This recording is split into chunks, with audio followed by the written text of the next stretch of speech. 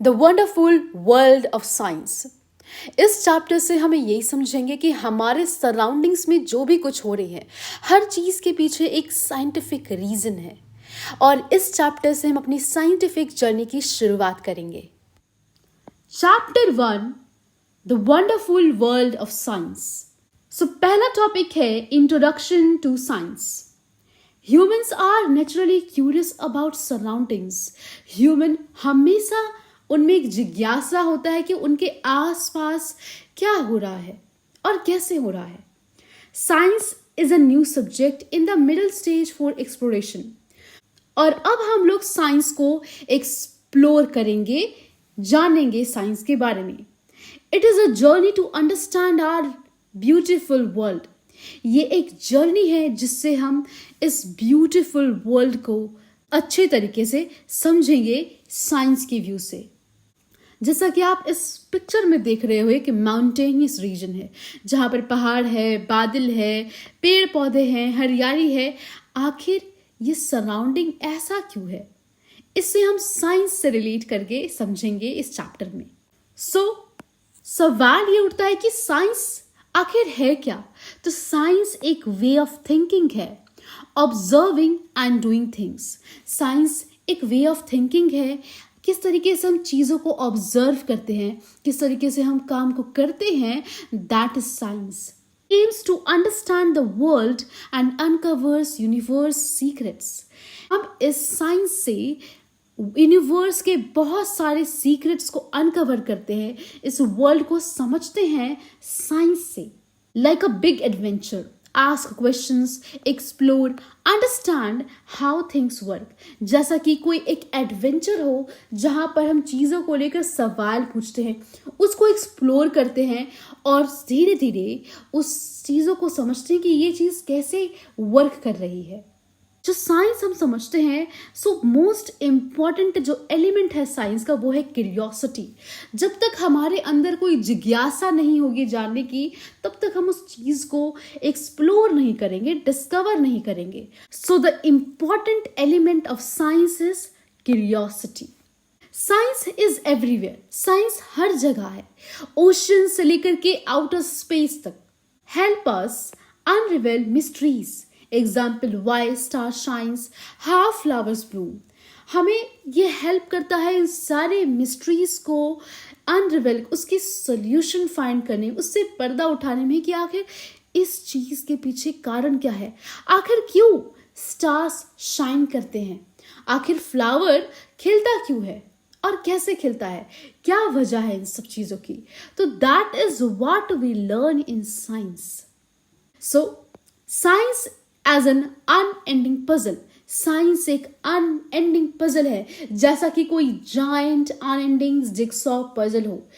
Jigsaw puzzle means, जैसे कि आप यहाँ पिक्चर में देख रहे हो, ये एक पजल की तरह है, ठीक है।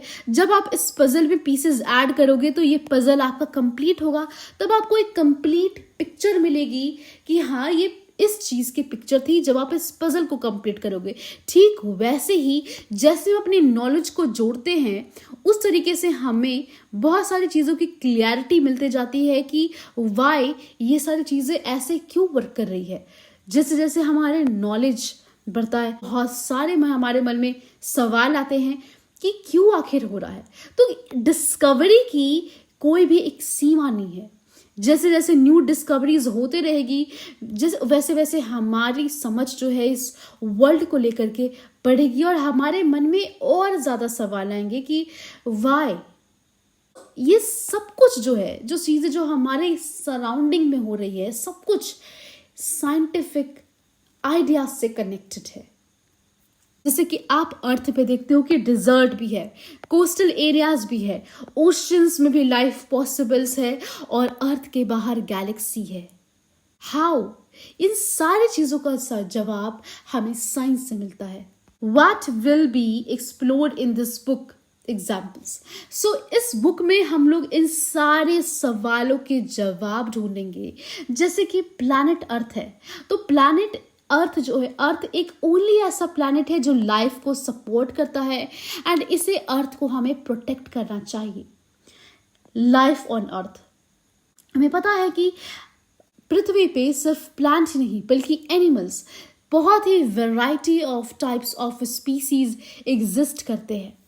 मतलब कि अर्थ पे लाइफ पॉसिबल है। ग्रोथ किस तरीके से एक सीड से एक प्लांट बन जाता है और एक कैटरपिलर एक बटरफ्लाई बन जाती है।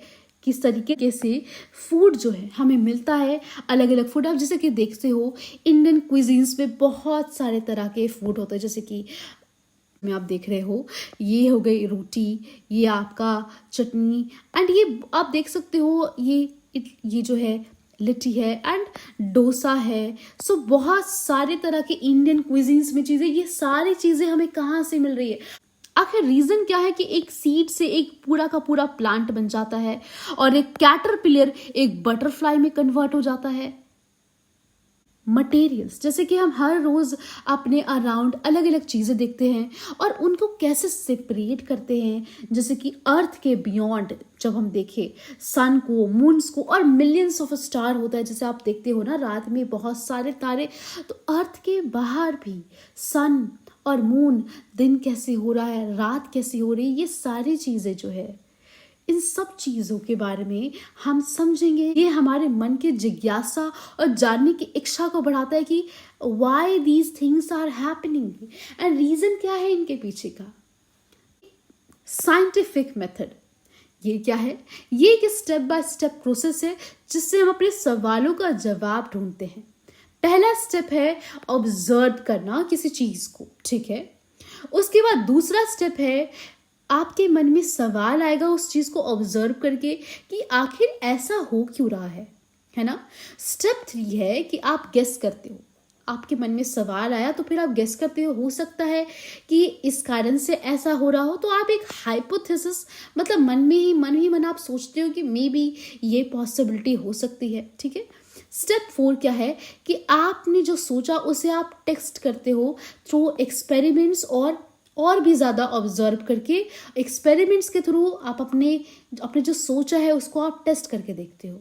स्टेप 5 क्या है कि आप चीज़ों को एनालाइज करते हो। जब आपने टेस्ट कर लिया तो फिर आप अपने आंसर को कंफर्म करने के लिए आप उस रिजल्ट को एनालाइज करते हो। जैसे कि मैं आपको एग्जाम्पल देके बताऊं, आप ना लिख रहे हो बुक में, ठीक है, आप कुछ भी बुक में लिख रहे हो, अचानक से आपका पेन रुक गया, ठीक है, तो आप सोचोगे, आपने ऑब्जर्व किया ना कि पेन रुक गया है यहाँ पर, ठीक है। First step is complete. And second step क्या है कि आपके मन में सवाल आएगा कि आखिर पेन ये रुक क्यों गया, अभी तो चल रहा था। तो फिर आप सोचोगे, आप गेस करोगे कि हो सकता है कि इसकी इंक खत्म हो गई है ना, या हो सकता है कि इसके पेन की लिड जो है वो टूट गई हो सकता है ना। तो आप फिर इसे टेस्ट करोगे। टेस्ट कैसे करोगे आप इसे? तो आप इसे देखोगे, क्या उसकी इंक खत्म हो गई है, आपको दिख जाएगा अगर इंक खत्म हो गई तो। और अगर इंक है पेन में, इट मीन्स कि हो सकता है कि लिड ही खराब हो पेन के, है ना। आप अगर आपको इंक दिख रहा है पेन का, तो आप फिर से लिख कर देखोगे कि अरे अच्छा पेन में तो इंक है, तो अगर मैं फिर से लिखूंगी तो ज़रूर लिखाना चाहिए। लेकिन अगर फिर भी ये पेन वर्क नहीं करता है, इट मीन्स कि यहाँ पर पेन की लीड जो है वो टूट गई है ना। तो आपने जो है अपना आंसर कंफर्म कर लिया एनालाइज करके। तो दिस इज हाउ हम अपने किसी भी साइंटिफिक मेथड को हम लोग डे टू डे लाइफ में भी यूज करते हैं, चीजों को ऑब्जर्व करके उनके थ्रू जो है हम अपने सवालों का जवाब ढूंढते हैं। So next topic is who is scientist. आखिर साइंटिस्ट है कौन? तो scientist follow scientific method to solve problems और डिस्कवर। साइंटिस्ट वो होते हैं जो साइंटिफिक मेथड का यूज करते हैं प्रॉब्लम्स को सॉल्व करने के लिए और नई नई चीजें डिस्कवर करते हैं। Anyone applying the scientific method is working like a scientist. कोई भी अगर साइंटिफिक मेथड्स को अप्लाई करके किसी चीज़ों को डिस्कवर कर रहा है या उसके बारे में पता करने की कोशिश कर रहा है, तो वो क्या है? एक साइंटिस्ट है। एग्जाम्पल देख लीजिए, जैसे कि हम कुकर में दाल चढ़ाते हैं तो वो दाल कुकर से बाहर क्यों आ जाती है, ठीक है। और कोई अगर इंसान बाइसिकल रिपेयर कर रहा है या कोई इलेक्ट्रिशियन हो, जैसे कि हमने दाल चढ़ाया इस कुकर में, आप देखते हो ना कि इस कुकर से ये दाल बाहर क्यों आ गया, है ना। तो आप सोचते हो सकता है कि इसके अंदर स्टीम ज़्यादा हो या पानी ज़्यादा हो, इसीलिए ये जो है बाहर आ गया दाल, है ना। तो आप इस तरीके से सोच रहे हो, साइंटिफिक तरीके से सोच रहे हो, जैसे कि कोई बाइसिकल रिपेयर कर रहा है अपना, या कोई इलेक्ट्रिशियन हो, ठीक है, साइंटिफिक वे से अगर सोचता है, अपने सवालों का जवाब ढूंढता है, तो हर वो एक व्यक्ति साइंटिस्ट है. So the topic is importance of curiosity and collaboration. Curiosity and keen observation are the foremost for learning science. Science को समझने के लिए सबसे ज़रूरी चीज़ क्या है? ऑब्जर्वेशन, और जो मन में हमारी जिज्ञासा उठती है जानने की, वो. Curiosity leads to asking how and why. जब हमारे मन में जिज्ञासा होती है ना किसी चीज़ को जानने के लिए कि आखिर वो चीज़ हो क्यों रही है, और आखिर क्यों हो रही है, कैसे हो रही है, और आखिर क्यों हो रही है ना. The world is full of things waiting to be explored. World में ऐसी, हमारी इस दुनिया में बहुत कुछ है जिन्हें हम एक्सप्लोर कर सकते हैं, उनके बारे में जान सकते हैं. Science is rarely done alone. Scientist work in team. ये एक टीम वर्क है, ठीक है. साइंटिस्ट टीम वर्क करते हैं और फिर वो नई नई चीज़ों को डिस्कवर करते हैं. So it is fun to discover things together. So अगर हम साथ में चीज़ों के बारे में पता लगाएं तो साइंस जो है हमारे लिए और भी ज़्यादा इंटरेस्टिंग बन जाती है. तो चलिए, हमारे एनसीईआरटी में कुछ एक्टिविटीज़ मेंशन है, उसे कर लेते हैं. एक्टिविटी 1.1 है late us think and right. आप ना किसी प्रॉब्लम के बारे में सोचो, ठीक है, जो आप डेली लाइफ में देखते हो. जैसे कि आप देख रहे हो कि आपके रूम में एक जो पौधा है वो मुरझा चुका है, ठीक है. अब उस पौधे को आप सनलाइट में रखोगे और उसको पानी दोगे तो वो पौधा फिर से खिल उठेगा. और हमने पढ़ा भी था वो 5 साइंटिफिक मेथड जिससे हम अपने आंसर्स को ढूंढते हैं. दूसरा है activity 1.2 let us think and write. Describe a daily life situation where someone was following scientific method.